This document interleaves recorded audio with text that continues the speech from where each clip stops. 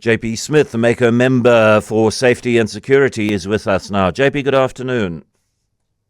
Afternoon, John. You and I have had conversations over the years in which you've expressed your frustration at the number of cars generally driven by drivers who feel they have a right to go fast because the car can go very fast, and they do so without number plates to avoid being caught by the speed cameras. And you've expressed your wish that they be able to be impounded, which is now happening. Has the law changed? So part of me wants to be a little bit of mischievous and put this on you and say, I remember you interrogating me on our lack of taking effective action on number plates a few years ago, and I was going to say this is actually the John Maytham bylaw, but it is the updated traffic bylaw. We passed this some years ago. This is the latest update thereof, and in the newest provision, amongst others, we extend the regime that national government applies to public transport vehicles. The National Land Transport Act says that public transport vehicles may be impounded under certain conditions. We extend some of those same provisions now to private vehicles and say if you drive under the influence of alcohol, if you engage in street racing or reckless and negligent driving, as the law refers to it, or you fail to display a number plate or number plates, plural, and you under these circumstances, the city may, or the traffic department or Metro Police may impound your vehicle, and you will need to recover it from the vehicle pound upon payment of the pound fee. And in this regard, we are therefore moving a little bit closer to some of the more assertive provisions you will see in laws elsewhere around the world, where governments have decided to step up the level of severity they affix to traffic violations, in as much as those particular ones either contribute to serious risk to life or property on the road, or to the purposeful and conscious or premeditated attempts to paralyze enforcement systems, defeating the ends of justice by not affixing number plates to your car. If you can afford a Lamborghini or a Ferrari, then I would imagine that you have a lawyer on speed dial. Maybe you don't, but you certainly can afford a lawyer. Has anybody indicated that they are going to challenge the impoundment? Are you absolutely certain that this bylaw is within national law boundaries? It is our understanding that bylaw is being challenged because it also provides for the impoundment of minibus taxis. That bylaw is also going to be challenged by Santaco next year. So we'll have the opportunity for the courts to apply their mind as to the constitutionality. We're comfortable that it is constitutionally sound.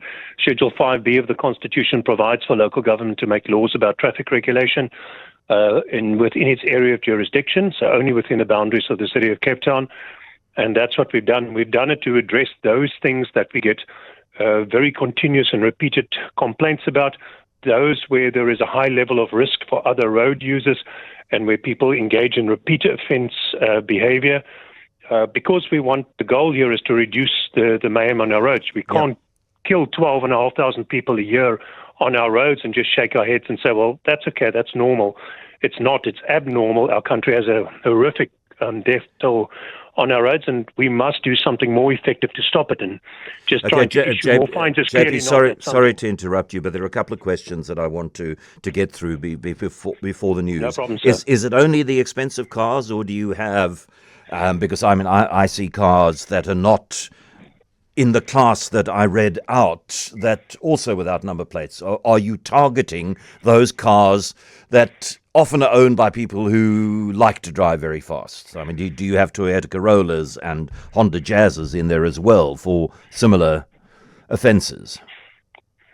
There are cars, if you go to the vehicle pound and you look at the ones who have bylaw written on the front windscreen, which is an indication that they were impounded in terms of the bylaw, you will see vehicles of all ages and all levels of affluence, new and old. Okay.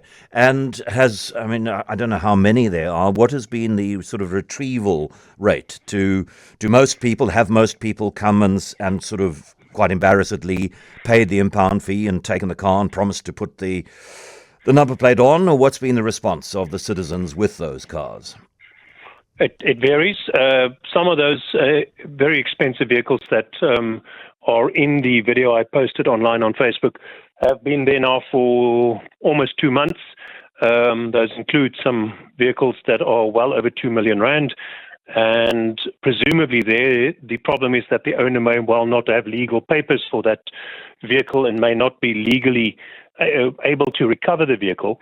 And presumably there is an issue there either with the legal status of the person in the country or the fact that it is a vehicle that is still being paid for, and but where the person doesn't actually have the papers or whatever the circumstance, but they have chosen or opted to leave those vehicles in the pound for quite a protracted period. And in due course, presumably the owner will go to SAPS and report the vehicle as stolen, or the bank will, and the South African police is in possession of the list of vehicles that is there. And then what is, I don't know whether the officers who do the impounding are reporting back to you what sort of excuses they're getting. The most obvious excuse is, I really thought it was there. It must have fallen off in between now and the last time I looked. Or what are people saying when the officer says, please follow me to the pound, your car's going to be impounded? I think for some of the offences, there's little debate to be had. For the drunk driving and the reckless and negligent driving, there's video footage increasingly, because remember, we now have body cams and dash cams increasingly, so we have corroborating evidence. For the number plate, the officers are not capricious. Where it is clear that there's some kind of damage to the vehicle that could have reasonably dislodged the number plate, and you can see that screws were affixed and there was an attempt to fix the number plate, you will simply issue the fine. But where there is clearly an attempt to defeat the ends of justice, no number plate is affixed, no screws appear, or better yet, the famous Velcro strips are in place so that people can quickly remove their plates, their impoundment really is the correct response to this. Thank you very much to Alderman J.P. Smith, the Mayco member for Safety and Security.